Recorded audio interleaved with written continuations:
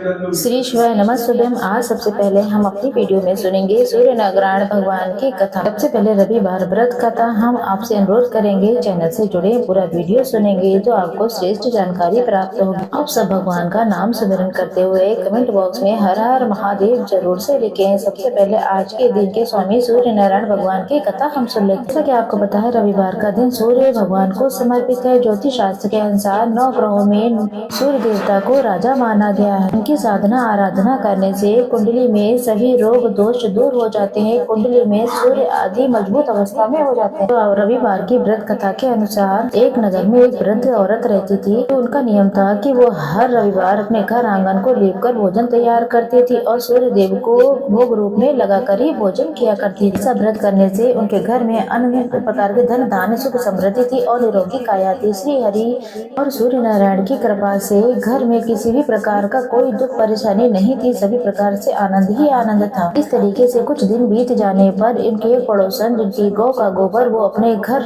लाया करती, वो औरत विचार करने लगी, ये वृद्धा सदा सर्वदा मेरी गौ का गोबर ले जाती, इसलिए अपनी गौ को उसने घर के भीतर बांध लिया। वृद्धा को गोबर न मिलने के कारण रविवार के दिन वह अपने घर को नहीं लीप सकी, इसीलिए उन्होंने आज न ही भोजन बनाया, न ही भोग लगाया, न ही स्वयं भोजन कुछ किया। इस प्रकार निराहार व्रत किया। रात्रि हो गई और भूखी ही सो गई। रात्रि में भगवान ने उसे स्वप्न दिया और कहा कि आज भोजन न बना पाने और भोग न लगा पाने का कारण पूछा तो वृद्धा ने बताया कि गोबर नहीं मिला था, इसलिए वह अपना आंगन नहीं ले पाई, गौ सेवा नहीं कर पाई और कैसे रविवार के व्रत को पूर्ण करती, इसलिए न ही खुद भोजन किया न ही आपको भोग लगाया। तब उसने सारी बात सूर्य नारायण भगवान को बताई। इस बात से सूर्य नारायण भगवान बहुत खुश हुए और उन्हें वरदान दिया और कहा कि निर्धन को धन और बांझ स्त्रियों को पुत्र देकर के दुखों को आज ही मैं सबके दूर कर दूंगा और अंत में मैं उसे मोक्ष प्रदान करूंगा। ऐसा वरदान देकर भगवान तो अंदर ध्यान हो गए और वृद्धा की आंखें खुली तो उसने देखा कि उसके आंगन में बहुत ही सुंदर गाय और उसका बछड़ा बंधा हुआ। जब गाय और बछड़े को देखकर वो बहुत ज्यादा प्रसन्न हो जाती है। उनको घर के बाहर बांध ही दिया और वहाँ पर उसे चारा इत्यादि खाने को दे दिया। जब उसकी पड़ोसन ने वृद्धा के बाहर अति सुंदर गौ माता और बछड़े को देखा तो द्वेष के कारण वो जल जाती है। जब उसने ये देखा कि गाय ने तो सोने का गोबर किया तो वो तुरंत ही गाय का गोबर अंदर लेकर आ गई। अपनी गाय का गोबर उस स्थान पर रखा। ये प्रतिदिन करती रही।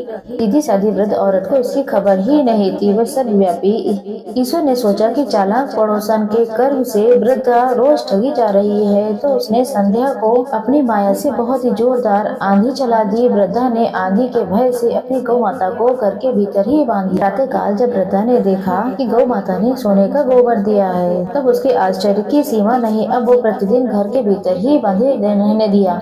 तब पड़ोसन ने देखा कि बुढ़िया ने गौ माता को भीतर ही बांध लिया और सोने के गोबर उठाने का मौका ही नहीं मिल रहा। तो उसने ईर्ष्या के कारण उस देश के राजा के पास जाकर सभा में जाकर कहा कि मेरे पड़ोसन में एक वृद्धा के पास एक ऐसी गौ माता है जो सोने का गोबर देती है। गाय आपके पास रहने चाहिए। ये नियमित रूप से सोने का गोबर देती है। आप उस सोने के प्रजा का पालन करिए और वृद्धा इतने सोने का क्या ही करेगी। राजा ने ये बात सुनकर अपने दूतों को वृद्धा के घर से गौ लाने की आज्ञा दी। वृद्धा औरत जो है प्रातः काल ईश्वर को भोग लगाने के बाद स्वयं भोजन ग्रहण करने जा ही रही थी। राजा के कर्मचारी गौ खोल कर ले। वृद्धा खूब रोई चिल्लाई, लेकिन कर्मचारी के समक्ष उसकी क्या ही चलती। दिन वृद्धा गौ के वियोग में न ही भोजन करती है। रात भर रो रो कर ईश्वर से पुनः प्राप्ति के लिए प्रार्थना करती रही। उधर राजा गाय को देखकर बहुत खुश हुआ और जैसे ही सुबह उठा उसने सारा महल देखा, वो गोबर से भरा हुआ पाया। राजा ये सब देखकर बहुत ज्यादा घबरा गया। तब भगवान ने रात्रि में राजा को स्वप्न में आकर कहा कि हे राजन, गाय वृद्धा को लौटा तो नहीं तो तेरा भला नहीं होगा, सर्वनाश हो जाएगा। उसके रविवार के व्रत से प्रसन्न होकर मैंने उसे गाय